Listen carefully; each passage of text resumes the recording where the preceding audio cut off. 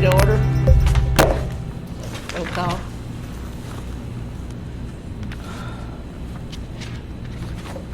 This action is taken by calling each board member's name with the board member answering present. Mr. Murray? Present. Ms. Wilson? Present. Ms. Higginbotham? Present. Mr. Kazook? Present. Ms. Wicker? Present. All board members present.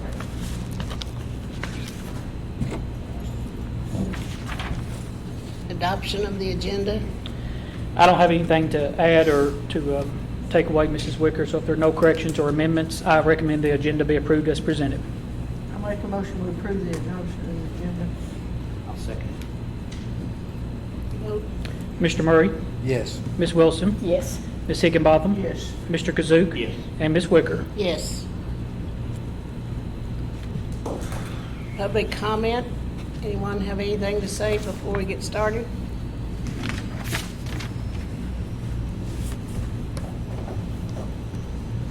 Okay. Russell County Education Association Certified Employee Recognition, December 2021. Leslie McGowan, January 2022. Amy Melton. We will recognize Ms. McGowan next. She could not be with us this evening, so we'll recognize her next month. But Dr. Bartruck's here, and so is Mrs. Melton. First, thank you all. What you do is well appreciated. And we appreciate everything. Thank you. Our CEA would like to recognize for the Certified Employee of the Month for the month of January, Miss Amy Melton. She has been in education for 21 years and is currently the guidance counselor at Russell Springs Elementary School. She also taught for 12 years in 2nd, 3rd, and 4th grades at Union Chapel Elementary until its closing. And then at Russell Springs Elementary was in 3rd grade, where she was until she became a guidance counselor 4 years ago. She said she's taught every subject throughout her career and now is working on character education guidance lessons for K through 5. She got her undergraduate at Lindsey Wilson College with a degree in elementary education K through 5 and her master's in rank 1 at Western Kentucky, where she earned her guidance counselor degree for K through 12.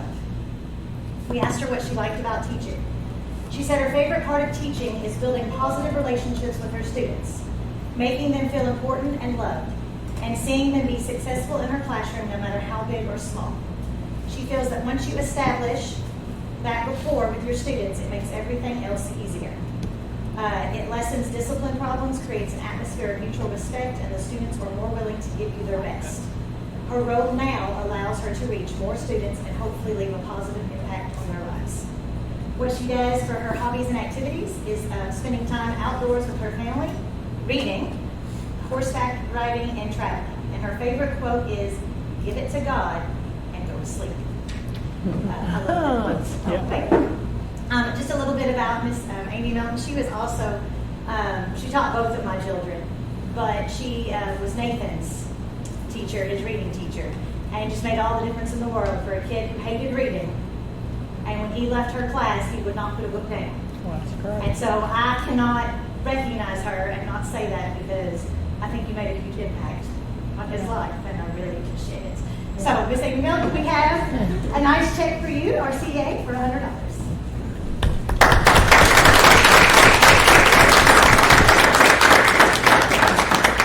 Is there anything? Oh, I'm good. Thank you. You know, in addition to how she serves the kids, I know she helps take care of the staff at that school as well. She is a good, Appreciate you all. Thank you. And this is not on the script anywhere either, but I want to recognize Dr. Bartrug. And of course, she's been working in her new role and has just been doing a phenomenal job for the district and just really connecting dots for us and getting out in the schools working. So, Dr. Bartrug, I know you didn't want that, or it was unsolicited, but that's well deserved. good job. Is this what we call together? Yeah. Title I, School-Wide Programs Annual Meeting. So, board members, if you don't care, we will go to the sides at this time, and we'll turn it over to you, Mrs. Rexroad. Yes, I'm sorry. Unless you want to stand up. I don't want to say that. I do not. I don't want to stand up. See?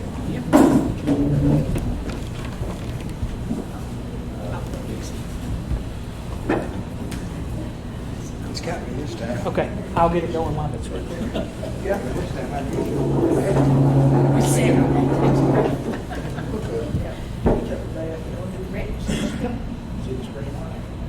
My name is Tanya Rexroth. I'm the Director of Federal Programs for Russell County Schools. And each year we have to do a presentation, which we call our annual Title I public meeting. And so that's what we're doing tonight, and a very fitting night to do that. We're honoring our board members as well, and I ditto what was just said about our board members. We appreciate all the work that you do and all the time that you put into visiting our schools and all the activities that we have going on. And that's kind of fitting with Title I and all the involvement that we like to procure in our county as well. So we wanted to thank you for that. Just a little brief discussion before I turn it over to the principals. Each school is going to do about a 5 to 6 minute presentation, except KJ told me it was going to be about 30 minutes. So other than that, it should be a very brief presentation, just to kind of inform everyone about what Title I is and the other federal programs and how it impacts the schools, how we benefit from federal programs and the money that's filtered in through those federal programs. Before I get into that little brief summary there, on your table we have our parent and family engagement policy for our district. If anybody is welcome to look over that and make any recommendations or comments to me about that, and we'd be glad to address those at a meeting to see how that pertains to our parent and family engagement policy. And there's also a green form, and we invite anybody and everybody to fill this out. It's a feedback opportunity about how we can better utilize federal funds in Russell County schools. So feel free to fill that out. All you have to do is just turn it upside down on your table, and we'll collect those at the end of the meeting. And I'll also be sending out an email this week to everyone involved in the school system if they have any other ideas or comments they want to make. We didn't want to do a big to-do and invite a lot of people in tonight because of the COVID and the restrictions that we still have with that. So that will be a little bit more of an electronic means this year to try to reach out to people. But by all means, feel free to contact me at any time. So before I turn it over, just a little quick rundown. Advantages of Title I programs, what they do for our schools. They offer smaller classes. Each school gains anywhere from 2 to 5 additional teachers. So without those federal dollars, we would have larger class sizes, and you can ask any teacher, that's definitely not what they want. Title I also provides support for our most at-risk learners, additional teachers and intervention staff. General Fund also tapped in on some more intervention staff for us as well this year to try to combat our loss of learning because of COVID. Federal programs also provide instructional and curriculum support, professional learning, extra time for instruction, research-based materials and strategies, diagnostic assessments that we use, some additional technology funds and resources through technology, and workshops or learning opportunities for our parents, which is one main reason for our public meeting each year, is to engage our parents and to get input from our parents. So at this time, I'm going to turn it over to the schools now and let them talk to you a little bit about their parent involvement and engagement activities at their schools. And again, if you have any questions, feel free to let me or one of the principals know. And we're glad to have everybody here. We'll start off with Jamestown tonight, then we'll go to Russell Springs, Salem, the middle school, and then finish up with the high school.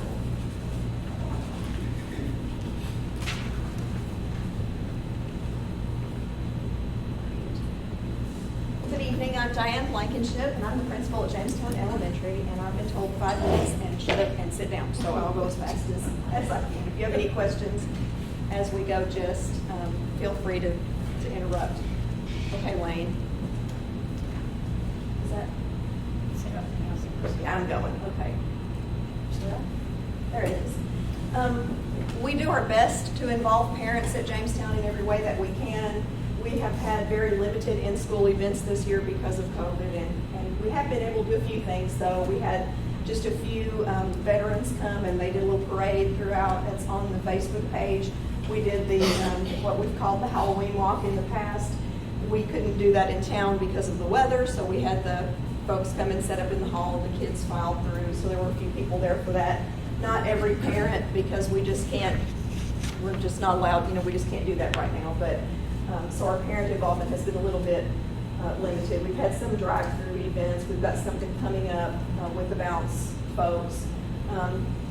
We've created this year a PTO Facebook page and really have made an effort to make sure that we're posting to that regularly. And you'll see more about that in a bit, but it's gone very well. We've gone, knocked on some doors. Miss Cindy and I have gone and knocked on some doors in the last couple of years, try to make calls, those sorts of things. And we've had a volunteer or two on a limited basis, like in the library and some of those kinds of things, not too much of that. So our parent involvement has been a little bit more limited this year than typical. These are some pictures from open house, from the day of open house.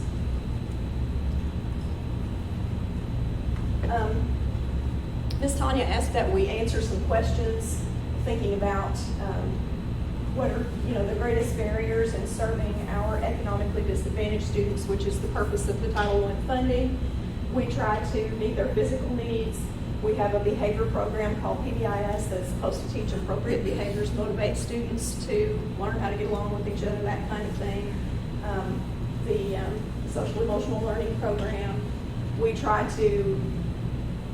We mentor, so we choose some students throughout the year that we're going to really pay attention to. If I have a relationship with that one, or if you have a relationship with that one, we check on them and do some of those kinds of things. And we just try to give them some success along the way. So there are different things that we are doing. When it comes to informing parents about standards and assessments and all of that, we send progress notes. We send those standards-based report cards home so that parents can see what the standards are. We share the benchmark data each time it's administered and answer any kind of questions that are asked. They hold conferences. Sometimes I'm involved in those, sometimes I'm not, depending on whether it's needed. And she asked, what's most beneficial of the Title I funding? What is the thing that makes the most difference? And for me, I think it's both the additional teacher allocations to reduce those numbers, and then also those diagnostic assessments, because in the end, both of those things affect teaching and learning, and that's the point. Just again, we're a Title I school, and I know that everywhere in the district, you would see some numbers like that, but this is what Title I means. This is the population that we serve all, and you can see we really have a need for these funds. The CSIP is the school improvement plan, and we were also to just kind of give an overview of that. So we have 3 separate goals, one for reading, one for math, one for science, and it's just an increase. And then here's some of the strategies that are in there. And obviously, we wish the CSIP was this short, Ms. McFall, but we know it's, this is a snapshot. You're welcome to see it if you'd like to see the whole thing or need some bedtime reading. But in any case, we're hoping that we're going to be able to meet some of those goals. Honestly, there's quite a bit of learning loss, and I don't know whether some of that will happen this year or not, but we're trying to do some catch up like everybody is based on COVID, the time that we weren't here. This was from what I've called the Panther Parade. It used to be called the Halloween walk, and you can see them walking through the halls, and there were some people giving out some candy and doing some different things there. So they had a good time with it, even though they didn't get to walk to town. Usually when we walk to town, there's a kindergartner or 2, and by the time we get back, they're saying, will you carry me? Will you carry me? So, no, we can't carry you. So anyway, they didn't have that problem this year. Then on Veterans Day, we just did a little bit of a parade, and we gathered in the foyer, and then the veterans walked through, and their student walked with them, and Mr. Murray was there, I think, that day. I was there. Yeah. So we did that.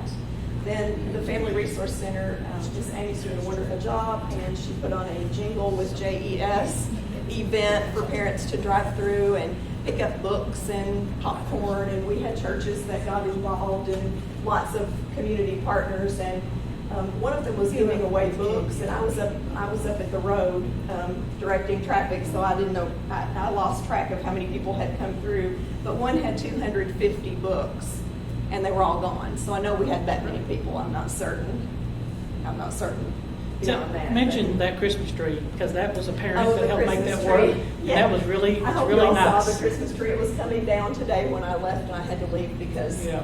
it was making me nervous to see him up there doing it. But I asked the PTO president, Matthew Luttrell, if he could, I sort of drew it, and asked if they could do something like that. And he got RECC in the bucket truck, and I came back the next day, and he got Neats to make a little metal ring, for the bottom. And lo and behold, we had a Christmas tree, and And it looks so really perfect tickled in that with setting. it. Yeah, the kids really enjoyed it, looked so just it was great. good. I thought it looked nice. So I think it's going to be a flagpole again tomorrow. Okay. Finally, finally. I've had other people say, "Do we need to get somebody to take this tree down?" No, we're going to get it. It'll be all right. This was his contact at RECC had been in Western Kentucky working, so he hadn't been here to bring the truck back and do all of that for him. So they got it done today. The Facebook page has been a real positive, I think, and Mr. Ford and I talked about this in terms of one of my goals, and I shared with him that I thought, this is something I don't do well, and I've wanted to do this forever, and he said, well, you can't do everything. You need a team. You need to designate this to somebody else and delegate. And so I have, and we've come up with a little calendar, and so every teacher is posting. There's a schedule, and a couple times a week there's a new post, and it's students. It has been very successful, and everybody's loving seeing the kids. We've left the comments. Enabled, and they've all been positive. I wasn't sure about whether to do that or not, but I just decided to believe in the good of humanity, that surely nobody would say anything bad about a child, and they haven't. Everything's been very positive. So right now, it has 782 followers, and there were, as of this day, over 10,000 likes and shares. So that's a little bit of parent involvement, even though it's digital. Everything's digital now, so we've just sort of joined in. Those are the platforms. I would invite you all to look.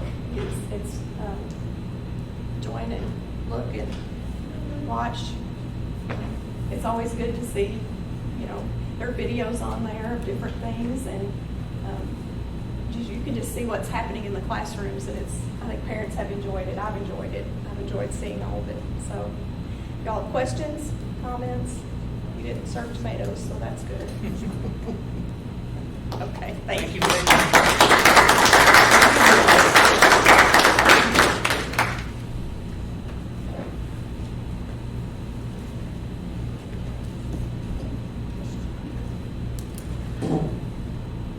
Renee?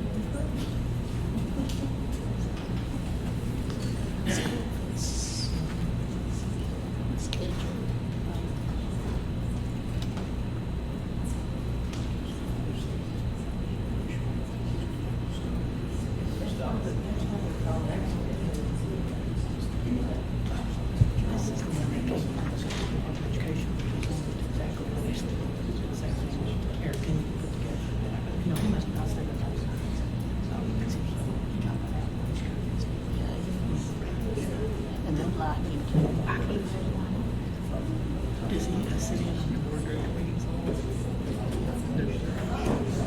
He usually presents something about what he's doing.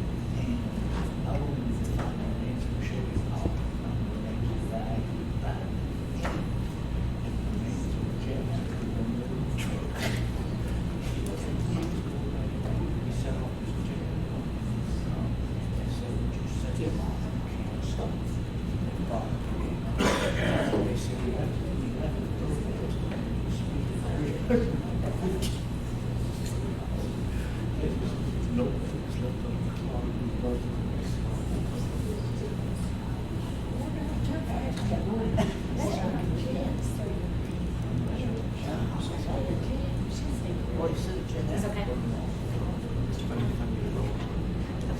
All right, sorry guys, just a little bit of technical difficulty, and if you know me with technology, right, Mr. Ford? Not saying a word. But I have a plan B, so we're all good. I'm Renee Gossage. I'm the principal at Russell Springs Elementary School. And Ms. Tanya had sent us some questions to answer for the Title I program, and I'd like to share those with you. One of the questions was, how do we involve parents and families when seeking to improve academic achievement? So some of the things that we do, we have, of course, parent-teacher conferences twice a year scheduled, and then all throughout the year we are also doing parent-teacher conferences as needed, ongoing. And then our parent representatives on our site-based council, they help to approve and promote the things like that when we're trying to improve academic achievement. They are a big part of that to help us with that. Our teachers do a lot of Remind and Dojo, which is a program that they use to be able to keep in contact with parents all throughout the day or at any time if they need a mass announcement sent out. Thank you. They do that, and parents can respond back, and no one sees who's responding or whatever. But that is another way to help to reach out to parents, to help them to be involved with our students. And then we also have a Facebook page that has been up and running for a couple of years. And like Ms. Diane said, it is a great way to reach out to parents. It's a great way to get things out there that they need to have contact with us, or if we have anything that is urgent that needs to be out, we get that out on our social media Facebook page. And we have a lot of responses, a lot of likes, a lot of questions that we answer through our Facebook page that I think helps to involve parents and make them feel, because social media is the thing right now. So we are in the process of planning for some spring events that could have parent involvement with that. We always do a literacy night, and we're hoping to be able to get to do that if COVID doesn't rear its ugly head even more and allow us not to be able to do that. So, but that's some of the ways that we reach out to our families and our parents to help us to improve academic achievements. Another one of the questions, what are your greatest barriers in serving your most economically disadvantaged students? How do you tackle these barriers? We feel like that education probably is not a priority in some of our parents' lives. Mr. Gordon just did a presentation at my site-based council meeting, and 17% of our parents do not have a GED or a high school diploma, which I think is kind of staggering. That doesn't seem like a big number, but when you come to the conclusion of that and just think of the parents that are not able to help their students at home because they don't have that educational background, so that's a huge barrier. Another barrier is the meeting their basic needs, and our family resource does a great job with that. Mr. Gordon is there to not only clothe them and to give them school supplies, but he's also there to support them. Sometimes they just want to go talk to Mr. Gordon, which is great because he has such a good relationship with those students, as well as all of our teachers. And like Miss Amy said, when Miss Brooke was talking about Dr. Bartrow, when she was talking about Miss Amy's, the things about her as a teacher. Relationships is very important, and we build those relationships at Russell Springs Elementary School through all aspects, from Mr. Gordon to our cooks, to the nurse, to the office staff, to teachers, to assistants, everyone. We also offer a lot of support on NTI days. We're always there to answer phone calls. We have a lot of parents that call in that maybe can't get on the Google Classroom.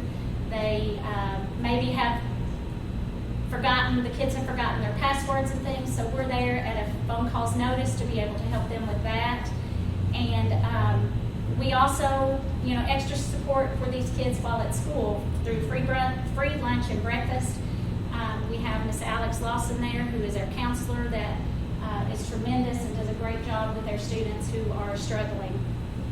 And then not just our students who are economically disadvantaged, but with COVID, we have a lot of mental health issues that have really come to light that we see a lot of in all of our students. So the counseling that we have there for that, and just recognizing those students, and again, that goes back to building those relationships. If you have those relationships, you know that student, you know when there's something going on, and teachers are there, assistants are there, all of the faculty and staff is there to help those students and to support them. Another question was, how do you inform parents about such topics as challenging state academic standards, state and local academic assessments, and RTI?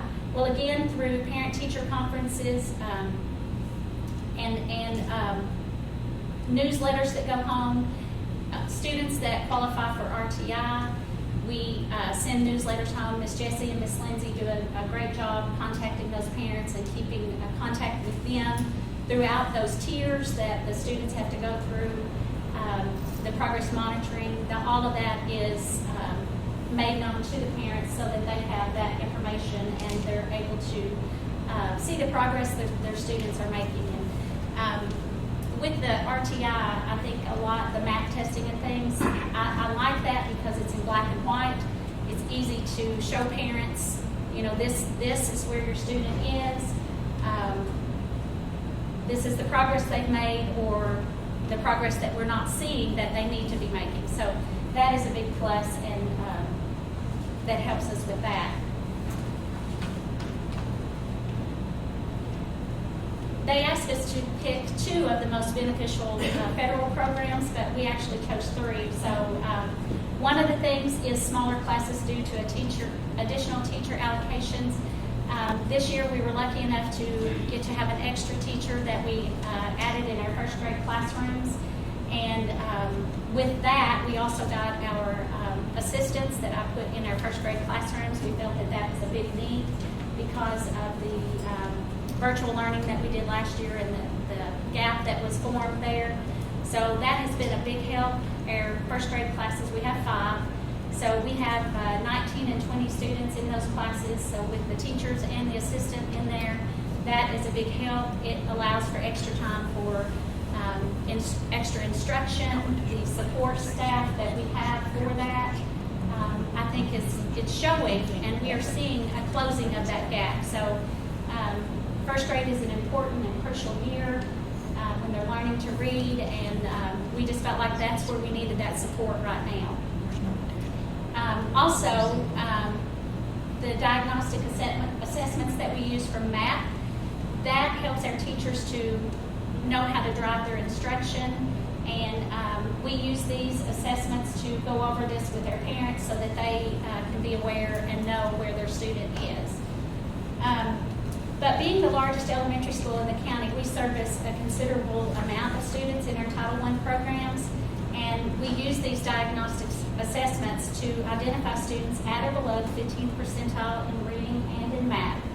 And we then use the extra support staff that we have, like our daytime waiver, our Title I teachers that we have in there to help with RTI.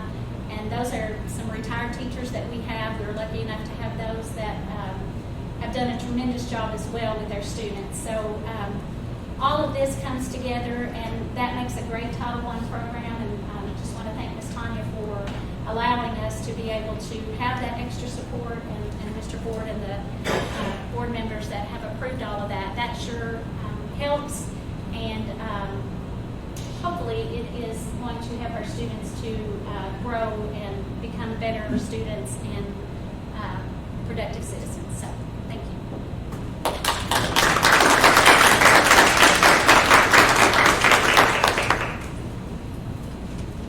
See, if you go third, they've already said everything that I'm going to say. So really, I won't talk for 30 minutes. Yeah, unless y'all really want me to. And I didn't attempt a PowerPoint. I had too much going on trying to figure out a few other things, and then Wayne decides to tell us that he's doing a song and dance. He's loving us. So, I mean, He did send that in the group chat. that He He did. had a song. So I have no show. So my show is right here. This is all you get. So that's He's it. getting dressed, he's getting costumed. Specifically, Mr. Ackerman says mine's a rap with participation. Dance, moves, slides. I mean, I'm just saying. So, you're just going to have to listen to me and then just know that the best is yet to come. That's all I got. That's it. I'm done. No, I'm just kidding. But you're gonna hear me say a lot of the same things that Miss Diane and Miss Renee said. Being at the elementary level, a lot of the things that we do are very similar. 3 different schools, 3 different sizes of schools, but we do things a lot the same, and then we all kind of have to put our own little tweaks on it. So there are a few things when we look at parent involvement. I asked Miss Tanya before Wayne had said he was playing music and singing the dates, and I said, well, can I just play a song as my theme song? And she said, I don't know about that. But when we talk about involving parents and in our community at Salem, one of the things that I always address with my families and my staff is anytime I say anything, it's just SES families. And our theme is we are a family. And that's the best way I know to involve parents is just to bring them in. And we do that as much as we can.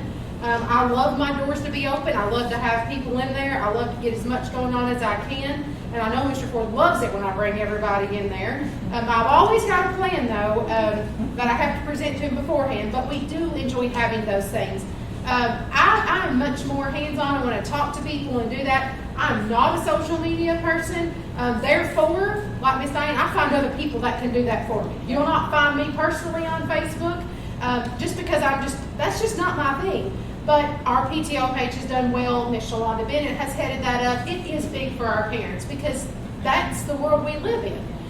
Not the world that I operate in so well, but that's where we are. And so I kind of let them handle that side of it with involving parents that way. She is phenomenal at keeping that up to date. But for me, it's bringing people in. And it kind of starts back at open house, like Ms. Diana mentioned. We kind of set things up in the cafeteria. We have things for parents to interact with. The year before, we had taken the word goals really big and made them where I was standing there and with parents and with kids, they wrote goals with their families. What was going to be a goal that year? Whether it was going to be read more AR, whatever it was, they had to come up with one goal. And so I found that we only got to do it 1 year before everything kind of happened. And so it's something we're working back in. But it brought them together in the conversations that the grandparents or parents were having with their kids. What's going to be your goal? And they signed it, and we took pictures of it, and that was really interesting. We do a lot of programs at Salem, some academic based, maybe some not so much, but they're family based, and so I think that ties into a lot. We have our family fun walk in the fall, and that honestly has nothing to do with academics when you look on the outer scheme of it, but if you really look into it, you are bringing families into your school, you're building those relationships, and really, if you want to teach them, you got to love them, and they've got to feel accepted and loved. And so we have a huge fall family walk. We did that this year. We did have our veterans program, and we had a Christmas program. And for the first time this year, we've had it before, but a little different, and I think some of y'all were able to come to that, but we had an outdoors Christmas market this year. Which was honestly just people in the community came and set up. And so it was pretty neat. Miss Brenda was there. We had it set out and it was just families came and set up booths of things that they had made. And so we brought families in supporting other families, and it was a nice atmosphere. So I think as Ms. Renee touched on, those relationships, that's what's foundational. You've got to build those if you're going to get anywhere academically.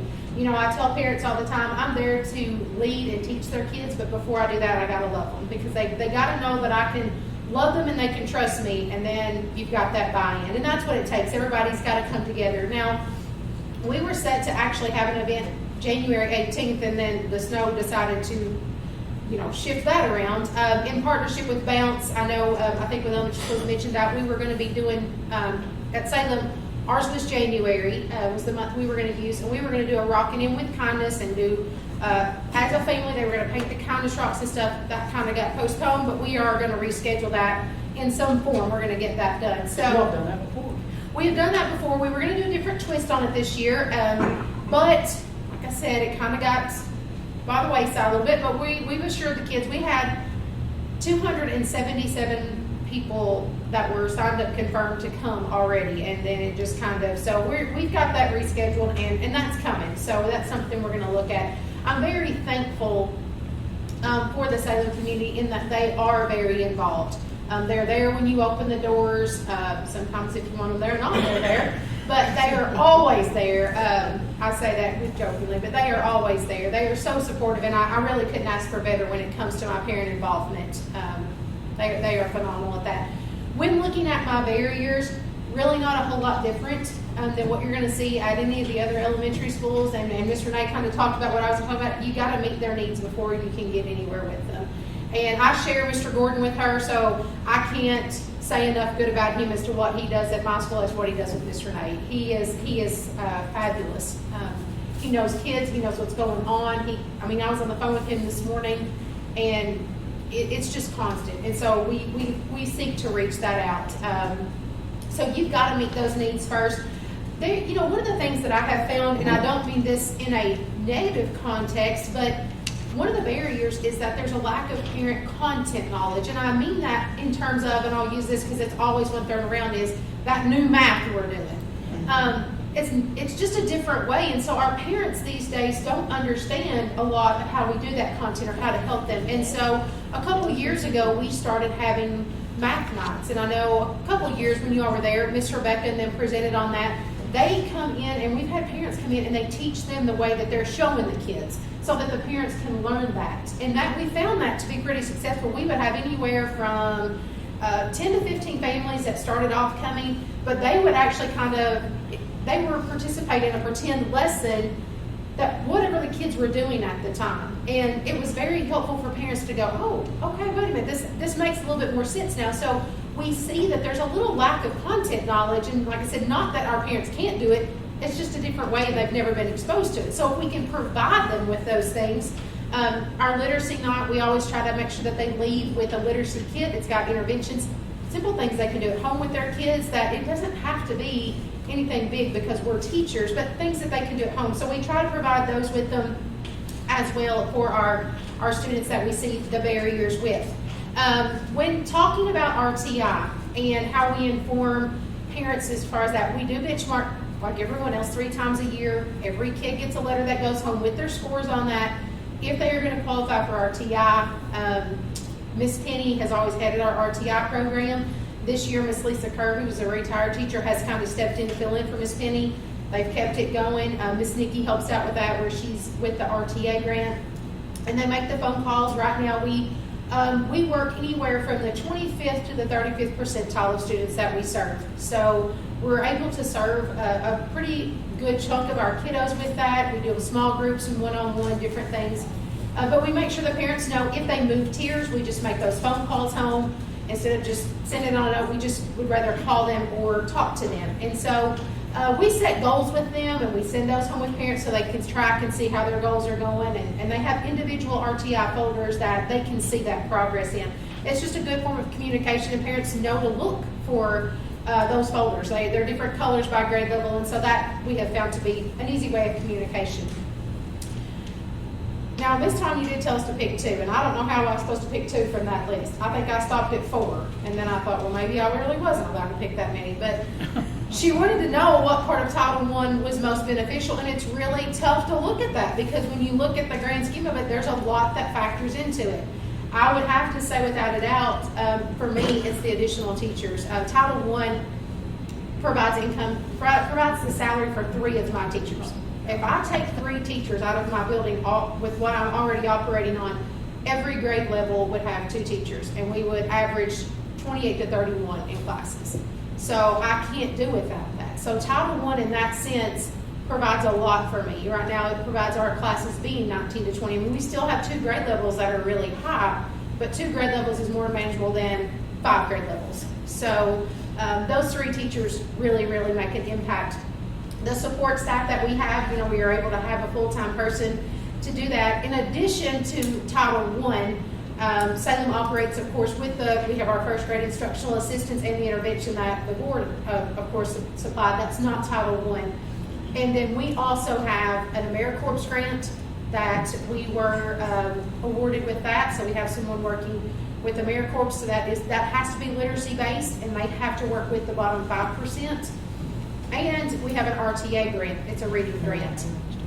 And that has been, Miss Nikki Terry moved to that position this year. She's a reading specialist, so she also is able to see. So if there's a grant to be out there to be found to get another warm body, I have decided I'm about to jump on it. And so, but that has benefited us in a lot of ways. And we were able to see, starting to reap the benefits of that. We're seeing that coming along with the improvements that our kiddos are making. We were very thankful for that.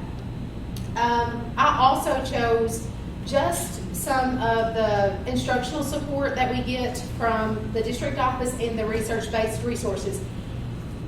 Salem Under went, I don't know, I would say 2 to 3 years ago. Ms. Tanya would know, but I really relied on the instructional coaches to come in and help me as we began a just vertical alignment with our math curriculum, getting everybody where we needed to be, using a research-based program with Eureka, like working through that, and a lot of support came from that. We had coaches in the building, we had people working during planning, and then just to have those resources. So that was pretty good for me in the sense that it was tough for about the first year, but as we begin to see and our assessments came back this year, we're seeing those gains. We were able to see those increases.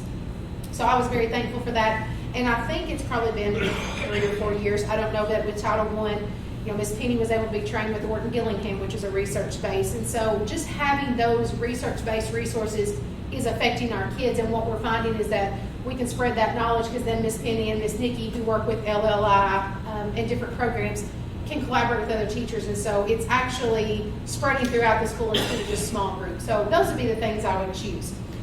And I thought I was good, and then Miss Diane brought up the CSIF. And I did not see that on my list, and I said, well, if I have to go to the CSIF, y'all are here for another 35 minutes. So I'm just going to say the CSIF, we did, that is written. We have a math goal, a reading goal, where our goal is just to increase annually with a small percentage. This year we were very pleased with some of the way that the scores came out as far like our science and on-demand, but we are always looking to improve those, and so we set goals that we could continue to work on. Title I for Salem Elementary means a lot. We are the smallest elementary school. We are the smallest elementary school, but I'm a growing elementary school. This year's been huge for us. We're getting a little closer to that 400 mark. We're about 370 and keep getting new ones all the time, which is a good thing. That's, as Ms. Rita says, numbers is a good thing, Ms. KJ. So it's right. But I'm thankful to have that, but I'm thankful to the Title I support for that, because without that, our kids would not have as much as they are able to have and be afforded now. So I'll entertain any questions. Otherwise, I guess the show is really getting ready to start. I thought I was pretty entertaining, but I'm guessing not. Thank you.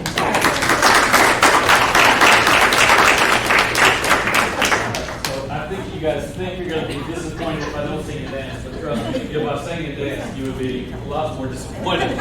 So I'm just going to start with, in terms of middle school, some of the barriers that people have been talking about tonight. For us, I want to talk about our scores really in reading and math and what that looks like. A lot of people ask me, we know kids have been out of school, it's been inconsistent. What does that look like for them personally, and what does it look like for them academically? So I can speak to you tonight just from the standpoint of middle school, what it looks like specifically in reading. When we started the school year, we tested in math, which really shows what students know and understand at their grade level. our student scores were 47.3% proficient distinguished. Now, that's considerably lower than it normally is in a non-traditional, weird kind of year. We ended at Christmas, their scores were up to 53.5%. So in effect, they gained school-wide 6 percentage points in reading, which was really, really great. Now, if in terms of no COVID years, normally we hover around the 58% proficient distinguished at the Christmas mark or in December. So we're about 5 or 6 percentage points away from where we normally are, which I think is fantastic because the students really did suffer a lot, depending on their situation and where they were. But, however, the ELA standards, when you're in third grade, you'll learn, you read a story and the teacher will say, what's the theme of this story? And so that's a standard that really carries with students all the way through. So even when they get into 7th and 8th grade, they're still having to answer that question, but the text is much more difficult and challenging. But the idea of finding the theme of the story, it's not foreign to the students. They've gone along with that process a little bit throughout each grade. But when you get into math, things really, really change. And so this is probably our biggest concern right now academically for the kids at the middle school is where they are with math. And here's the example of that. So when school started, they scored 31% proficient distinguished. And when we got to Christmas, they scored 32.8% proficient distinguished. So in the time of the beginning of the year till Christmas, we only gained about a percentage point, and we're at 32%, where normally we're at about 53%. So it's a 20-point difference. And so we said, well, how is it that ELA can be so close, but math can be so much further away? And we met with the math department. We've had a lot of meetings. And the best thing we can come up with is, for example, if I'm an 8th grade student and I go into 8th grade, one of the first things that we have to do is we learn how to do 2-step equations or multiple step equations. So a pretty high level thinking going into 8th grade. In 7th grade, you were taught 1-step equations and then you get into 2-step equations. If during that process of 7th grade, maybe you were out or you missed a little bit or you misunderstood, now I'm in 8th grade, and our teachers have always scaffolded learning, meaning that if they're going to teach a concept, they don't just start at cold. They go back with a little bit of review and step into that teaching. But if the student really didn't know the concept to begin with, a little bit of review doesn't help them enough. They need more practice time and they need more time on it. So talking with our math teachers, they say, well, gosh, we know what we've done over the course of the past few years has shown great progress overall with our students. But yeah, what we're doing now, the same thing, it's not working that way now. So for them to be open to go back and say, okay, not only do we have to rethink, but we have to rearrange. Let's talk about what are you doing this 10 minutes in your class? We have to stop doing that. We have to start doing this. And a lot of that information comes from the support we get from Title I funds with, map testing, what we have with IXL. It shows specific kid deficits to say, if Wayne Ackerman is in 8th grade math and he's not understanding this, the teacher can't go back and teach every single student every single day all those deficits that those specifically have. But they can choose some of these programs and say, okay, every day or every other day, we're going to spend 20 minutes. And Wayne, here's a paper. This is everything that you need to work on. I need you to go over there, and I'm going to just make my rounds. I'm going to work with you. I'm going to help you. And so everybody's getting exactly what they need. So in terms, again, of what's really beneficial for us, it's been data that will show us specifically what kids need, what they don't have, and how we can get it to them. And then that extra support staff that can work with those kids in a small group. Because for students who, it's not uncommon for a middle school student to be a little unmotivated or a little disinterested.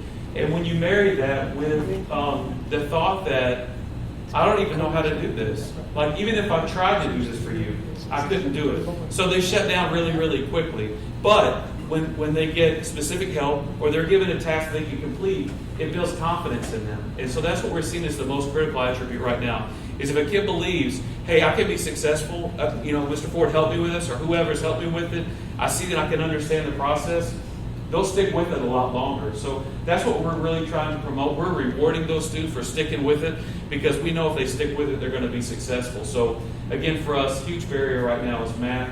We're able to really accomplish a new approach on that through what's happening through Title I. I appreciate Ms. Rexrow. We call her, we email her and say, hey, this is the problem. This is what we think might help it. What do you think? She's real quick to get back with us. So I just appreciate the support and help and flexibility to, on the fly, as we see changes need to be made, that everybody that's down there is helping us with. So I really appreciate that.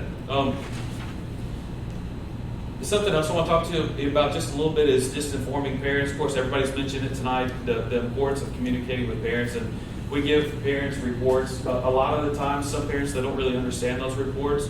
So we're having lots of conversations on the telephone, one-on-one meetings. I mean, where they may happen a few times a week, now they're happening a few times a day. And it's been really, really good because there are lots and lots of parents that want their children to be successful.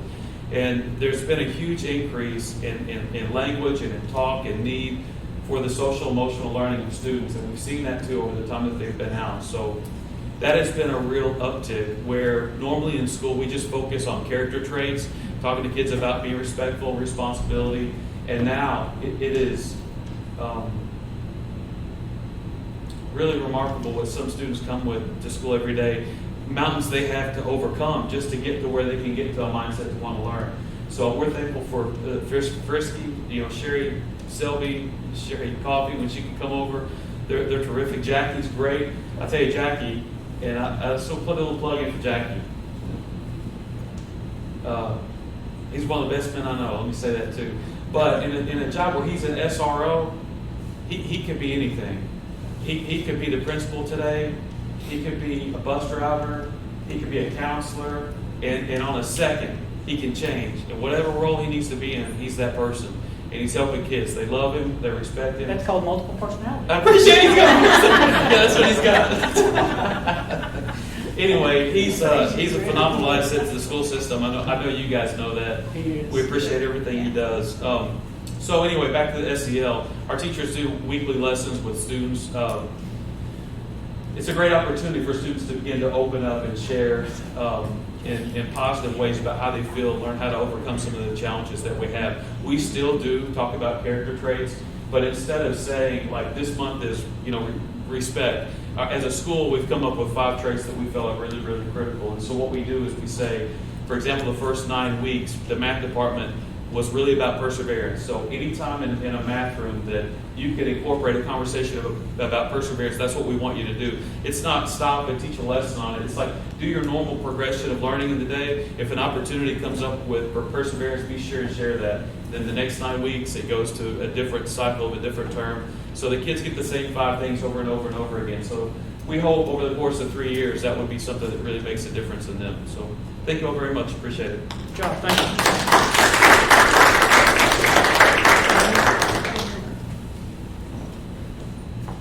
Well, going last means I have nothing to say, so. It's all been said. You said that, Ms. Wilson, like you didn't believe I should be quiet. She's little, but she's loud. I don't believe you don't believe it. Okay. I just kind of addressed the questions that Ms. Rexroth sent to us.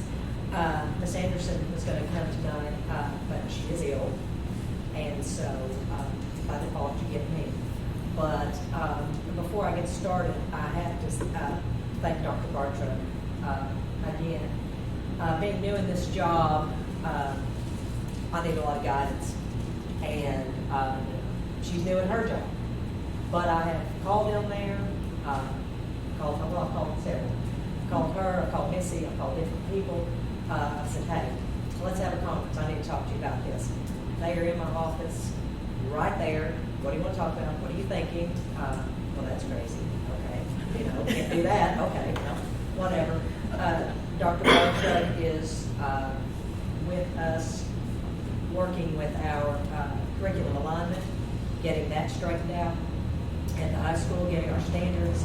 She's making a check sheet now for all departments so they can check off when they complete that standard, the date they completed it. So in May, on that day, on May 31st, when we have our PD, that is what we're doing at the high school, going back and looking at our checkoff sheets. And did we get this covered? Why didn't we get it covered? How much time did you spend on that? What can we do? And then throughout the summer, we're going to build upon that. So in August, we come back and we have a game plan ready to go. And I just couldn't do it without Dr. Bartra there and helping us get it. So I just wanted to shout out to her before I get going.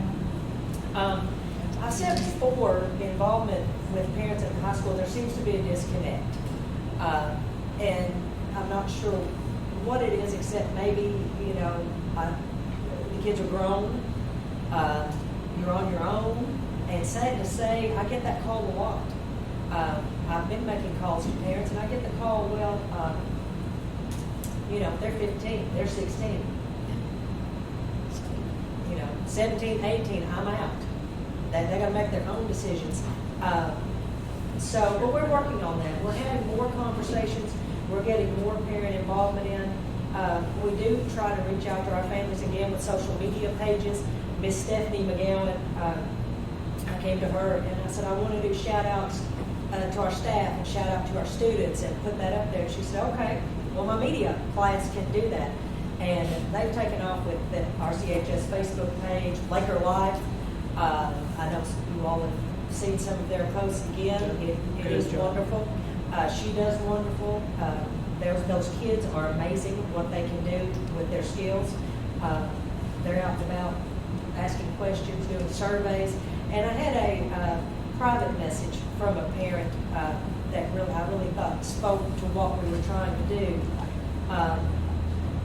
She said, I just thought I wanted to tell you that very often we see in newspapers and on the radio recognition of students who are star athletes or students who are, you know, super outstanding in whatever, and we see them over and over again. But I've noticed on the page that you're recognizing all students, that you're recognizing students who may not get recognized. And I just want to tell you, I think that's great. You're trying to focus on everybody, and that's what we're trying to do. Again, we're building relationships. You still have to have those relationships at the high school, maybe more so, because they are being told you're out of the house. You're on your own, get the job, that type of thing. So we are building those relationships, and I see it happening every day with our entire staff. We do the parent calls, the conferences, more so. We do have open house, of course. This spring, we are working on, actually it's February 10th. We've already got it set. We haven't announced it yet, but then another way to communicate with our parents, we're having a pre-registration night for starting off with grades 9 through 11, so that parents can come in and see what registration for high school classes look like. Sometimes those papers don't get home. Sometimes, and last year kids had to do them online with little supervision, and we're seeing that might not have worked out well. Some classes are not going well, but I always wanted to take this class, so I just signed up for it, and here I am. Okay, so back up. So on this night, though, parents are invited to come. Counselors are going to be speaking there. Ms. Robin Rickson, Laura Davidson, Ms. Gossage, they're all going to be there. Ms. Sarah Roy's going to be there. We're going to discuss pathways. We're going to explain what a pathway is, what you have to do to get a pathway. We're going to explain what certification means to students in the vocational areas, what college career readiness is, how important it is for them. We're going to go through a sample schedule for parents to walk through with us. This is what you have to have. We're going over state requirements for graduation. So, we get the call all the time, well, my students had English every year, they don't want to take it again. Well, I know they're a senior, I'm sorry, but the state requires you to have 4 years of English. And they just don't understand this. And I found out, I had a lot of parents come to me with that question. What do you mean, my child's pathway? What do you mean? And so I saw there was a need. We have to get that information out there. So we're going to give that a go on February 10th with our high schoolers. And then we're going to schedule a later date for incoming freshmen because they're different. They need that information, but they also need to get acclimated with the high school as well. So it's going to be a little bit different. We're going to structure that a little bit differently, but we're starting with that and to get that word out so that we can do that. Ms. Robin Rickson does the remind about all the scholarship opportunities. She also does career job fair information, current employers that she gets from the ad office. She puts that out there not only for our students to see, but that's information for parents too if they're looking for jobs. So we send that out as well. So we're doing a lot of the same things. Our greatest barriers, and it was touched upon too, it is just, parents are just not connected with their kids at the high school. It's a community mindset, and I hate to say that, where education has not been important to them, so it's not important to their child. You know, this was good enough for me, it's going to be good enough for him, or it's going to be good enough for her. There's not a push, and I really don't know how to solve that, except, you know, we did come up at the high school with our Laker Success Academy, where we do meet the needs of those kids. And since I was at the academy, I kind of take that approach at the high school now, meeting with those kids, having them come in. If there's a kid having a particular difficult time, I try to look for a solution. What can we do for you? What can we do to help you? We have several kids who have gotten all of their credits now that they need to graduate, except they need that one little vocational school for certification or whatever, but they have jobs, so we're doing work-based to get them working in our community, to be productive citizens, but also getting their certification at the same time. It's a revolving door. That's what we're doing, but we're just trying to get that done. And what do we do to inform our parents about state academic standards and assessments? Again, we're doing the social media. We do one-calls, we do emails, we're doing phone calls. We have our intervention teacher, Ms. Christina Bunch, who pulls kids out and works with them. We did have Title I interventionist, Mr. Taylor Grider, who was fabulous.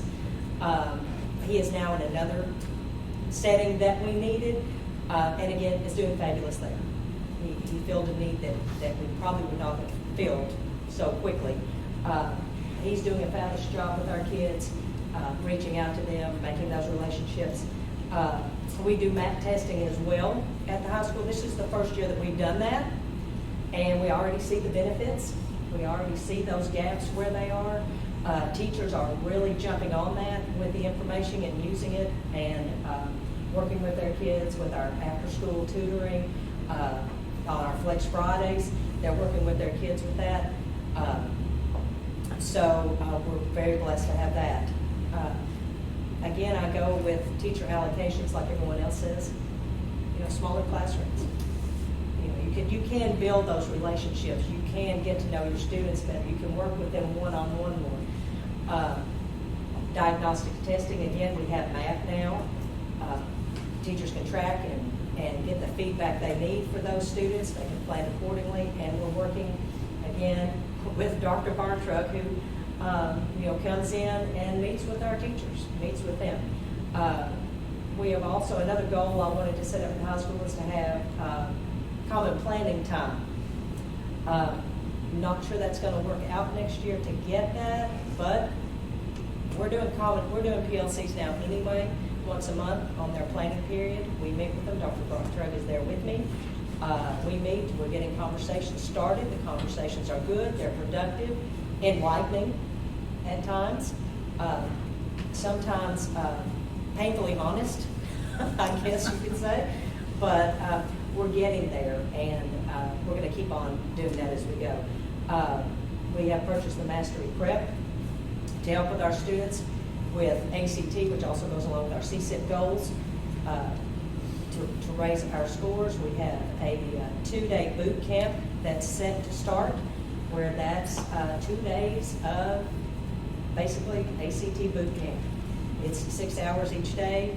We're going to divide the junior class in half so that we're not just 200 all run together, and that's been productive in the past. We also have our power classes that I got an email today that are ready for us just to set up and target certain kids to where they go to the power classes. And so we think with all of that said, we'll see some great improvement. Title I funds are beneficial because of the flexibility of the funds and what we can use them for. There's so many barriers, problems, and achievements and goals that are unique to each individual student. That's what we have to see, and that's what I try to look at. Each individual at the high school has an individual need. It's not one plan does it all. And we have 900 plans. We have about 900 plans there that we're trying to work through, and with the Title I funds, they allow us to kind of meet those needs and do what we can. And we greatly appreciate them, and we appreciate all your help and everything you do for us. Thank you.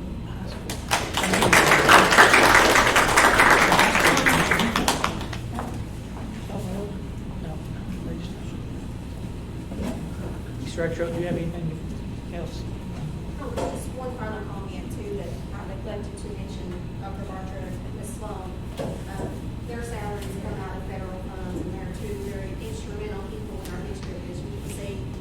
They've been mentioned several times from the principals today. So federal funds also give us these two support staff members to work with our teachers on standards, curriculum, it's basically anything. You can call them up and give them an idea, and they're there. They're working on teachers, small groups, PLCs, just you name it. But they're both doing a phenomenal job. They are. So I just wanted to give them a little shout out for that too. Thank you. Principals, thank you all. I've enjoyed listening to all of that. Yeah. We didn't go to sleep even.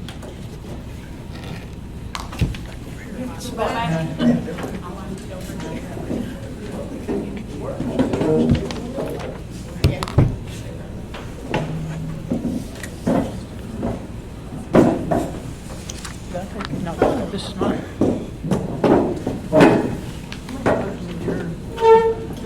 Do you hear Brenda? She made a motion to. Nobody seconded. How about that? I make a motion to adjourn. Yeah. Oh, no, they've got a second this with her. Oh, dear. Consent agenda items. We have the previous meeting minutes, payment of bills, school activity funds reports, financial report, and the treasurer's monthly report for the December 2021. The treasurer's report for the month of December 2021. The balance on hand at the beginning of the month was $3,858,768.17. Total receipts for the month were $7,726,283.77. Total of the receipts and beginning balance together, $11,585,051.94. Disbursements for the month were $2,551,022.43. And that brings our balance at the close of the month to $9,034,029.51. In fund balances, in the general fund, Fund 1, we have $8,260,532.92. In special projects, Fund 2, negative $71,505.74. District activity, Fund 21, $7,800.64. Capital outlay, Fund 310, $140,952 even. FSPK building fund, Fund 320, $777,301.50. Construction, Fund 360, negative $818,585 even. Debt service, Fund 400, $0.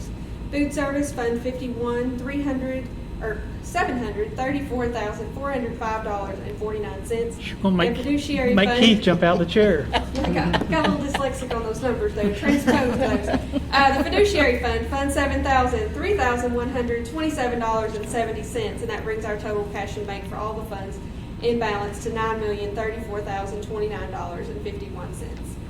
And again, on the construction, will be a reimbursement from the grant, from the WRSI grant. If there are no changes or amendments, I recommend approval of the consent agenda items.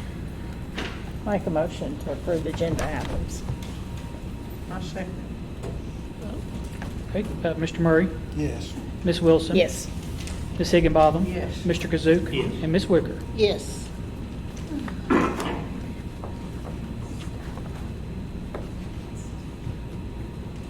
Ready? Yep. Dance team request. Coach Turner. Coach Turner's here tonight and going to talk to you all. As I hear it's noted on the staff note about an opportunity for the dance team to compete in national competition. You may have, you've heard the information this season. They've done very well, They did, and we right. appreciate you all. But they've not got to do probably one of the more restricted opportunities for the past 2 years has been the dance team and what they've got to do. So my idea or plan with this was Mrs. Turner was going to talk to you all about the need and what she's requesting from the board. There's not necessarily an action item on this particular request. It will be so if you approve the out-of-state or the in-state overnight trip that's included on agenda items 14 is where it would come into play to provide for that. So, Ms. Coach Turner. Thank you for the opportunity to speak with you guys this evening. So I took over the dance team. This is my third season. The first season was awesome. We did really well. They actually got a bid to go to nationals then, and we were set to leave to compete on Saturday, and COVID shut the world down on Friday. So this was the first time that the dance team had ever And you got them qualified. together later to do video, didn't you? Yes, Yeah, I we got remember it that. approved. The competition was shut down, and so they said, hey, well, we'll let you do a video entry. So I called Mr. Ford really quickly, and he's like, okay, get them all together, come right after school on Friday. I'm like, okay, so I'm texting the girls, I'm Snapchatting as fast as I can go, and he called and said, it's a no-go, nothing. So it was the first time ever that the dance team from Russell County had been awarded a bid, and a bid means national competitions are by invitation only. It is not something that you can pay to play kind of thing. Regionals, you pay and you compete, and you have to meet a certain score in order to get this bid to go compete nationally. So the girls were devastated, to say the least. Then the next year rolled around, and just with the restrictions that were in place, it is very hard to choreograph a winning routine when you have to maintain distance. It is also very hard to compete and do well with a mask on your face because part of the way that they are scored is through projection. So we made the decision, the very tough decision, to sit out competition altogether last season. So this year we got back together, and I took them to compete at a competition in Corbin, and they won best choreography, first place in both divisions, and they received a big bid to go and compete in Florida. So we were over the moon excited, and I got a call mid-December from the competition, and they said that because COVID was on the uptick again, they were very concerned that the event was going to be shut down. Well, the kids, it was like traumatizing for them and for me to be on such a high and then for that to be taken out from under us. So they said that what they were going to do was going to open up a sort of a secondary nationals in Louisville, which was much closer to home for us, a little safer than, if it gets shut down or the risk of somebody getting sick. So I made the decision that we're going to try to go make a run at this and see how they do on the national side of things. They will compete against kids from Tennessee, North Carolina, South Carolina, Virginia. So it's a big deal for these kids. And I'm a firm believer, the way I coach, I don't ever want a child to think that they have to choose one sport. If I can bend as far as I can go to make sure that kid can play soccer or to make sure that kid can cheer, I'm going to do it. Because when they go to college, that makes a well-rounded kid. If you can teach a kid how to manage their time, hey, I got to leave your practice 15 minutes early so I can be 15 minutes late for hers, I'm okay with that. And I think that there are a lot of kids on my team especially that need my team maybe more than my team needs them. So especially on that middle school and high school, in that age, that is a very difficult age. Their emotions are up and down and sideways, and they need that outlet. And dance was a huge part of my life growing up, and I'm honored to have this position. And so I'm super excited to have the opportunity to take them and for them to experience this. Like I said, it's the first time ever. Hopefully it won't be the last time ever, but cheer and other sports like that get to go and experience that national level competition year after year after year, and these kids haven't ever. So I wanted to just be here tonight to let you guys know how important it is to those kids and to us. So Well, we appreciate you, Coach Turner. You do such a good job with the kids, and I know they respect you, and everything works out very, very well. So back and forth with Mrs. Turner, including the bus driver, mileage, things like that, we're looking at approximately $3,500. It's 2 nights, especially since they would have to compete the competition times. Yes, the competition is for nationals is a 2-day. Right. So it's usually an early morning, and high schoolers don't really do well with that whole early morning thing. So if I can spend the night Friday, that just makes it easier. And then Saturday is a late night, so having that opportunity to stay. And again, yes, it's the competition, but more it's the experience of it. Being able to have that opportunity to say they've done that. They were on a national ranked team kind of thing. So Room for the bus driver, room for the coach, staff, and then 3 rooms for the students. Should I make a motion? I make most we go. Can we make You know, yeah, you can. That's what Ms. Wicker just said too. She said, "I'll make the." She just said, I'll make this motion." Yeah. You won't find it out. I'll just record it. But she's done made it. Me and Joey Well, second. we'll both second it. Well, somebody's just going to have to do it. Go ahead, Joe. Me? I'll make a motion that Second. am I seconding? Yeah. Oh, okay, I'm seconding. Okay. Sheila's done made She's it. already made it, okay. Oh, any Okay. questions for me? They're getting ready to vote. Vote for it. Just hold on No just a second. don't say anything. Miss Murray, Mr. Murray, I'm sorry. Yes. Miss Wilson. Yes. Miss Higginbotham. Absolutely, yes. Mr. Kazook. Yes. And Miss Wicker. Yes, and good luck. There you go. Okay. Thank you so much. That's all. We appreciate Do you. they need me to go down? Probably. I'm sure they do. We could hardly Or be and in. Mr. Ackerman. She's got one leg. Here comes our They don't want one leg. I say we just leave it as it is. I say just leave it as it is. I'll go over the stuff. That's me. number 10. Okay. They're gonna call him. Come and audition. About that one. Yeah, I'll talk about number 10. Yeah, I'll talk about it. Okay, review with possible revision. Russell County Schools 2021-2022, safe return to in-person instruction and continuity of service plan, school operations plan. That's a paragraph in and of itself. So I just wanted to make certain you all had all the information, the current information that we've been provided with their plan. So give me just a few minutes and let me go through some of this. The first one is the COVID-19, the timeline for booster recommendations. That's been out pretty good now. Everyone's pretty familiar with that.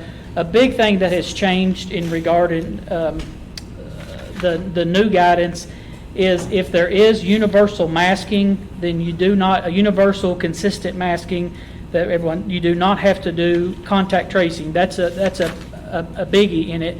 Also, the test to stay now can include outside school exposures. We just do not have the staff to do that, to do all the home exposures. So our nurses are just really, really busy taking care of kids that they need to inside school, and then the exposures that happen within school. So the guidance does allow that now for the exposures outside of school.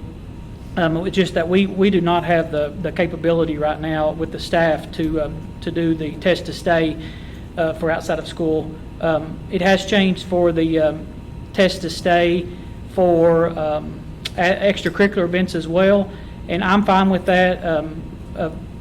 That's part of the guidance too, except for on if a student were to be doing test to stay and on an overnight trip, because there's nothing in place to where if for one there's not a nurse there to test them, and then number two, let's just use a trip, and if I'm gone with a group of kids and then I have a student that I already knew had been exposed and then they started experiencing symptoms, test to stay is not really going to work in that environment, going outside the parameters of that.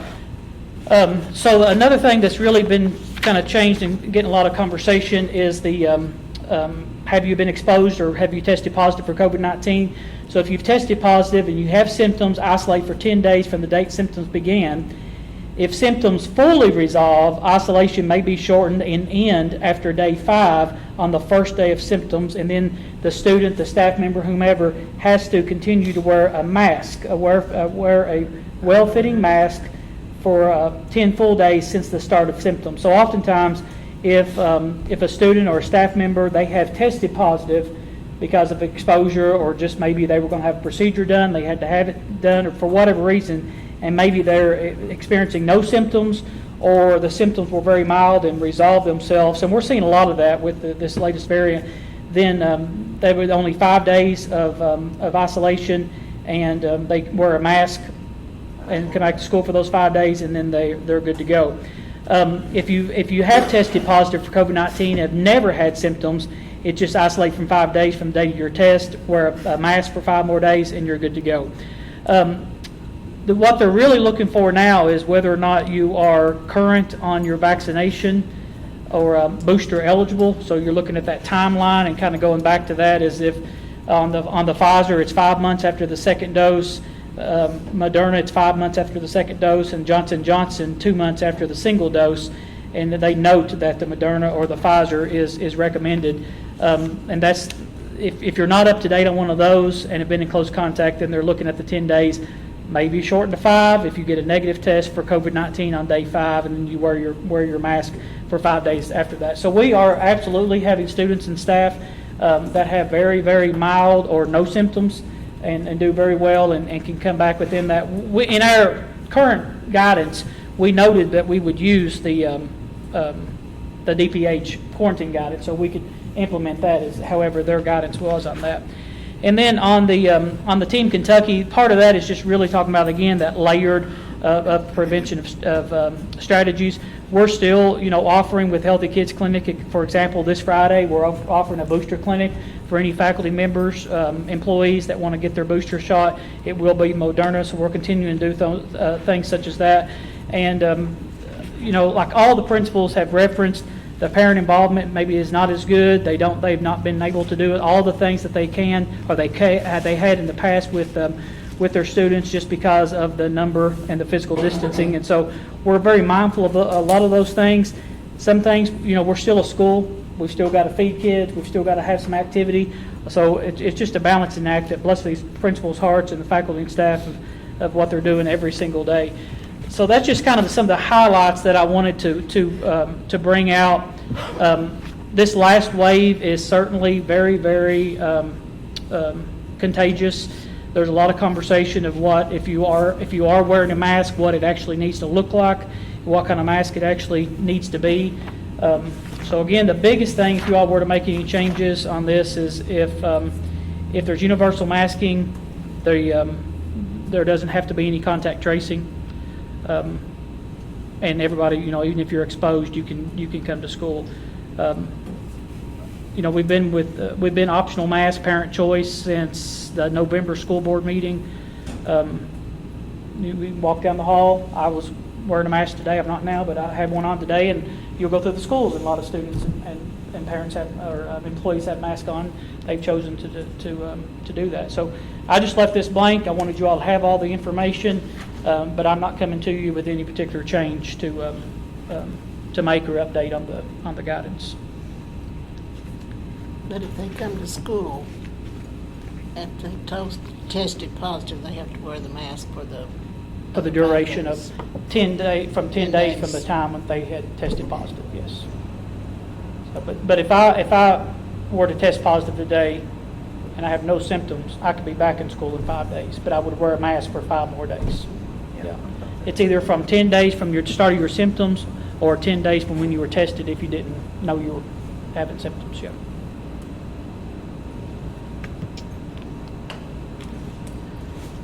Personally, I don't think we need to change it. I think it still needs to be optional, the mask. I don't think you did. Yeah, well, I don't think.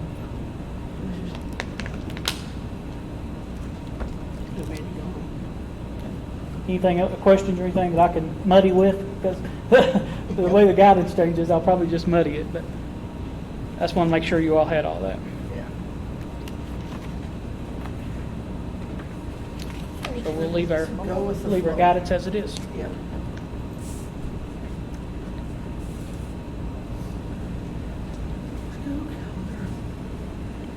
Yep.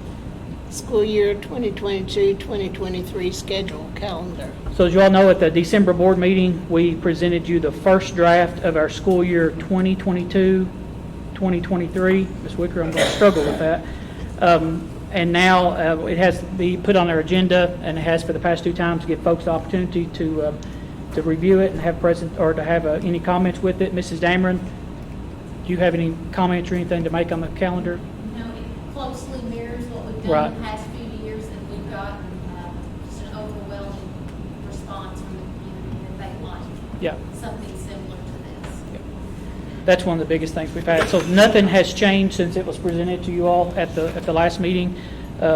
First instructional day will be August 17th. I know we're sitting here in January, but August 17th will come quick. Yeah. And then the closing day for students, the last instructional day, would be May 25th of 2023. So if there are no questions or comments or anything with that, I recommend approval of the 2022-2023 school schedule calendar with 170 instructional days and more than 1,062 hours of instruction. And that's the 2 combinations that you have to have, 170 instructional days and 1,062 hours, except for this year, where they changed that. We're just on the hours again for this year. I'll make a motion that we approve the 2022-2023 school week calendar, scheduled calendar with 170 instructional days and more than 1,062 hours of instruction. I'll second it. Okay. Mr. Murray? Yes. Ms. Wilson? Yes. Ms. Higginbotham? Yes. Mr. Kazook? Yes. And Ms. Wicker? Yes.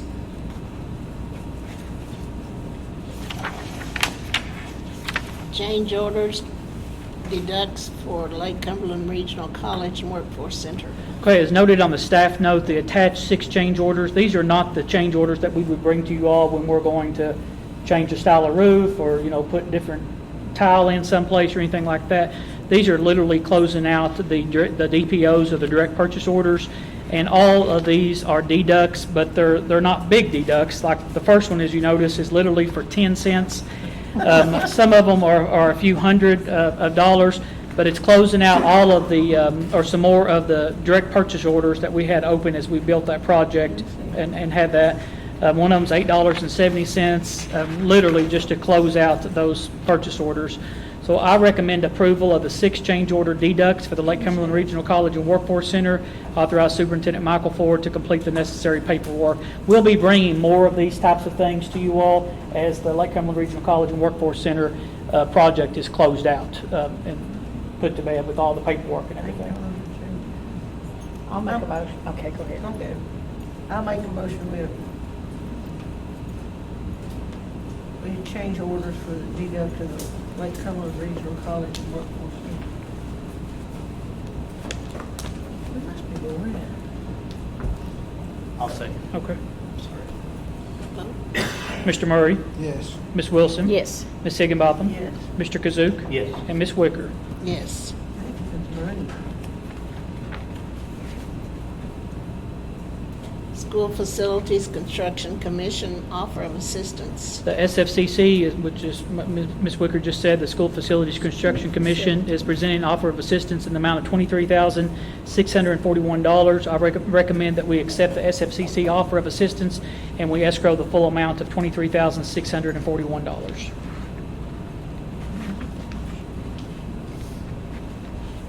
I'll make a motion that we accept the FSCC offer of assistance. I'll second it. That kind of money. Okay, Mr. Murray? Yes. Ms. Wilson? Yes. Ms. Higginbotham? Yes. Mr. Kazook? Yes. And Ms. Wicker? Yes. Out-of-state and/or overnight trips. The Russell County Middle School, January 28th, their Y Club is be going to Nashville Parthenon Greek Restaurant in Nashville, Tennessee. And the Russell County High School, all the following 5 are from the high school. February 3rd through the 4th is this Region 3 swim meet. We will not host it obviously this year, be in E-Town, and we should rotate back to us probably the following year. February 8th through the 14th, the Russell County Cheerleaders National High School Cheerleading Championship. March 20th through the 22nd, Russell County High School Y Club for the United Nations Assembly. March 25th through the 27th, the dance team for the Crown Dance National Competition in Louisville. and April 15th to the 16th, Russell County High School baseball for the Louisville Invitational Tournament in Louisville. I recommend approval of the out-of-state and/or overnight trips. I make a motion we approve the out-of-state and overnight trips. I'll second it. Mr. Murray, Yes. Ms. Wilson, Yes. Ms. Higginbotham, Yes. Mr. Kazook, Yes. and Ms. Wicker. Yes. Go back to the freezer. I dreaded you all seeing that, I tell you.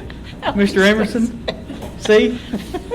Last time, Miss Joy commented about it. For 5 It's years. a constant on the program.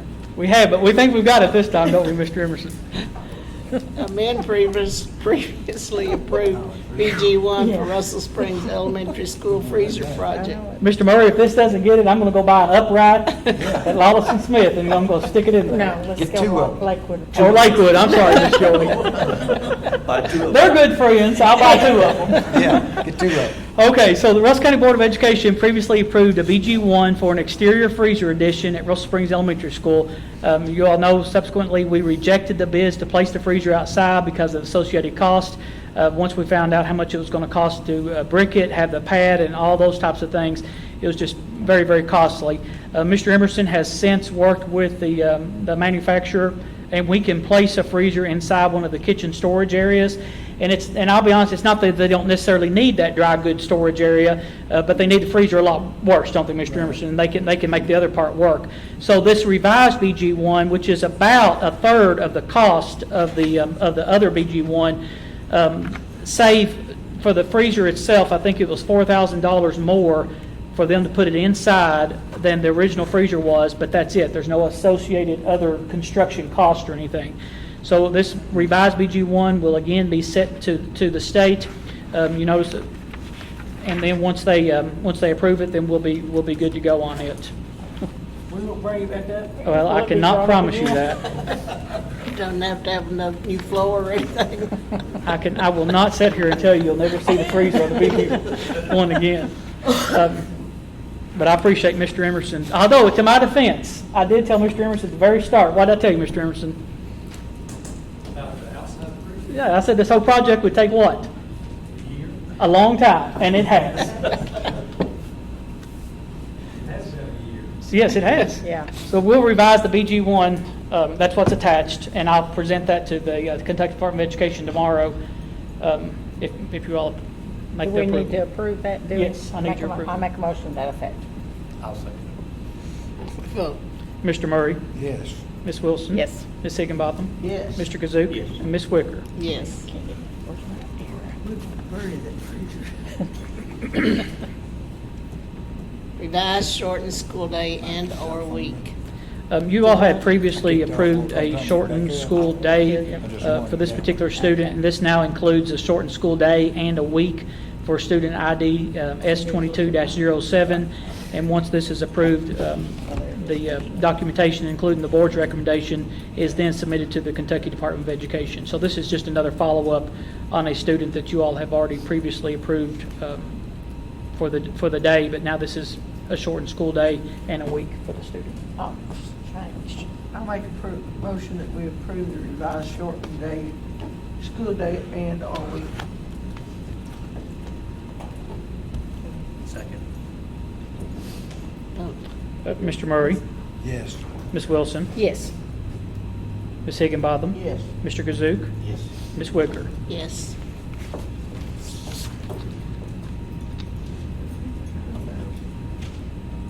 FY23 draft budget. Okay, this very draft budget is just that, and it does not require board approval. It's just for presentation, for review. We'll bring the next one to you in May. It's a rollover budget, expenditures and revenues of $25 million. It's, of course, a legislative budget year in Frankfort, and I give you all this handout from the Kentucky Department of Education with the governor's budget for fiscal year 22, our funding levels, compared to what the governor is recommending in fiscal year 23, compared to what the House Bill 1, which the House kind of did things a little differently this year. They presented their own budget before the governor released his. And then on the House Bill 1, which is the House Committee substitute, You'll have the fiscal year 22 amounts, the fiscal year 23 amounts, and fiscal year 24 amounts. We want and need as much as we can get. Having said that, I want to thank the legislature and the governor publicly for both budgets, because we both come out better no matter how it ends up with. Some of it's a little stronger on the governor's side, some of it's a little stronger on the House side, but it's a money bill. So knowing our economics and social studies, we know that has to start in the House because they control, quote, the purse strings. But the SEEK is also an increase. You look at those amounts from fiscal year 22. The House bill is $4,100 for the first year. In fiscal year 24, it's $4,200. So that's that will be $100 per student raise on the first year, $200 on the second year with the House budget. And we've been told, and it's rightfully so, by both KSBA and KDE, it's well known that the House and Senate both have supermajority for the Republican controlled, and so it's more likely that we will have the House budget than we would the governor's budget. So those numbers can play into a little bit more. Transportation would be a great benefit to this district to get it's not fully funded under the House bill, but it's significantly better than what they have allocated in the past. The facilities, that third nickel that we have, will be additionally with the equalized, and so that helps our bonding capacity. They'll be continuing with full-day kindergarten. They also fund professional development. That's some things that are pretty much steadfast, but for instance, some things that we come back to in the House budget, for instance, textbooks. There's no money last year for it. There's no money allocated for the next 2 years out of the House budget. One thing I was hoping to see, but we're not seeing, in Safe Schools allocation for the House, it's the same amount now as it was for the fiscal year 22. It's the same for fiscal year 23, and it's the same as for fiscal year 24. And also the school counselors, mental health professionals, that was part of Senate Bill 1 that was passed a few years ago when they said that they'll add additional as funding becomes available. That amount in both budgets is stagnant compared to fiscal year 22, so there's no additional dollars allocated for that. You all know that we talked previously that full-day kindergarten this year, that we very much appreciated that, and what we were able to pass that on to raises for faculty and staff, and that's something that we want to present to you all again for our faculty and staff, and to have raised. And then with that transportation dollars, our buses are on the road right now, and we're paying the drivers, paying the fuel cost and all that, even with the low amount of funding that we receive for transportation. So if that is bumped up, what they're considering, that will be a significant gain for districts as well. So this is just a really good cheat sheet. It's not district level specific numbers, but you can see how it compares from fiscal year 22 to 23 to 24. And again, I would pay most attention to the House's budget versus the governor's budget, because with the supermajority they can essentially pass and veto override what budget that they want to. But there's some good things. ESS stays stagnant, but it's not like it was a few years ago. We didn't have ESS funds, period. So overall, considering everything, very much appreciate the governor and the legislature of listening to some needs of some schools. I hope that something comes about. We are funded with some additional counselors and mental health professionals and additional dollars in safe schools, but regardless, very needed, very much appreciated, and it's something that we can work on a budget to hopefully provide some other needs in the district, but again, with raises for faculty and staff. That's great. Didn't the governor's budget have some for preschool also? It did. Yeah, the governor's budget up to preschool, but the House budget did not. And we talk about, I was reading a good article the other day, any raises that are given out, they're being wiped out. You're still in the deficit with just the inflationary cost, food, fuel, and all those things like that. And that's no different for us. You can talk to Mr. Emerson about that with food service, the cost that he's having to pay on food service. All those things are passed along. So fiscal year 23 draft budget reflects the rollover budget, and as Ms. Carnes, as these numbers are firmed up and things like that, as the session gets into it deeper and comes to a close, we'll have that tentative budget for you in May. So I'm sorry? You took my paper.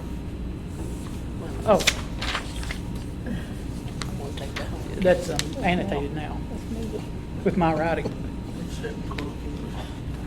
That's true. Can we go on to the personnel? Yeah, personnel reports. Personnel reports, Melinda Thomas, Russell Springs Elementary School, retiring as school nurse. Matthew Brown, Russell Springs Elementary School, resigning instructional assistant. Nancy Hammond, Russell County Middle School, retired as the cafeteria manager. Kelly Minyard, Russell County Middle School, hired as the Russell County Middle School cafeteria manager. Tanya Rexroth, Russell County Middle School head softball coach. Joshua Dickerson, Russell County High School custodian. Taylor Grider, Russell County High School biology teacher. Jeffrey Dustin Perkins, Russell County High School MSD teacher. Melinda Wilson, Russell County High School MSD aide. Lindsey Brockman, Russell County High School, resigned as biology teacher. Amy Harden, standby bus driver to full-time bus driver. Kim Weston, central office, retiring. Caitlin McQuarrie and Sarah Redmond Pointer, both hired as district speech language pathologist, and that gets us up back to the number of speech pathologists that we had allocated a few years ago, and I know that's a great need for our district. Haley Hadley, district substitute teacher, and Tammy Emerson, district substitute teacher.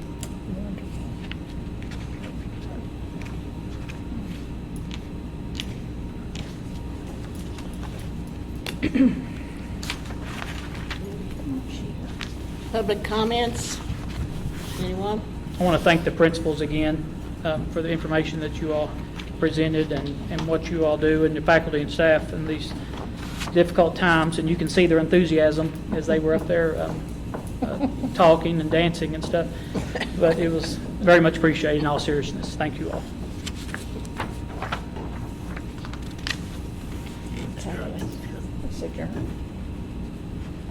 Mr. Onion? Excuse me, who else? I have a couple of questions. I wasn't able to make the December meeting, so I'm not sure if I understand what our policy is today. Somebody provide that to me, because in November, I thought the policy was every Thursday's incident rate would drive whether masks are mandatory or optional. No, at the November board meeting is when the board elected to make masks optional and to be reviewed. So there was Yeah, and then to be reviewed at December, and they didn't, they just kept What is it. the goal of our mask policy? What are we trying to do? Seems like a simple question, but I'm not sure I understand what we're trying to achieve. I don't know that the mask in and of itself are Well, I don't. it's not by itself, is not obviously the overall goal of the school or the school board, but that aspect of it, what are we trying to achieve? I don't know that I fully understand your question, Mr. Onion, but I'll comment to this.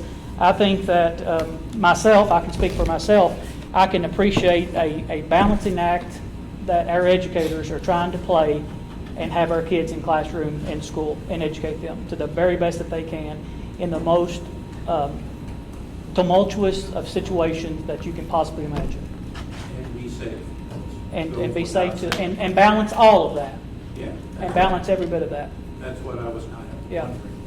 Because if my research of the website that you were listing the number of students that missed classes or were not in attendance, prior to November, our numbers were, actually not November, prior to October, we were pretty low. First month of school, while we had mandatory masks. And I'm not even proposing that that should be the policy. No, no. But I'm just saying that was it. Where on the 21st, 3 days ago, we were up to 260. So the goal of getting the kids in school as much as we can, because I don't know anybody that argues that's a goal, and to do it safely, I'm not sure is being achieved. Well, I don't know that those numbers would reflect on any school district mask policy in place or not. Every Kentucky school district numbers have went explode. They just exponentially have went up to the roof. So I don't. I'm like everybody else. I just read, and you know what? At the end of the day, I still don't know. Yeah. And I'll say that truthfully. There's just a lot to take in, and I don't know that anybody knows. But I didn't know that.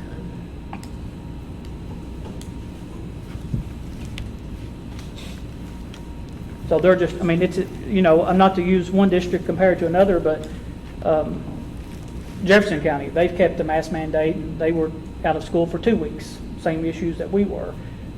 Would a mask lower the number?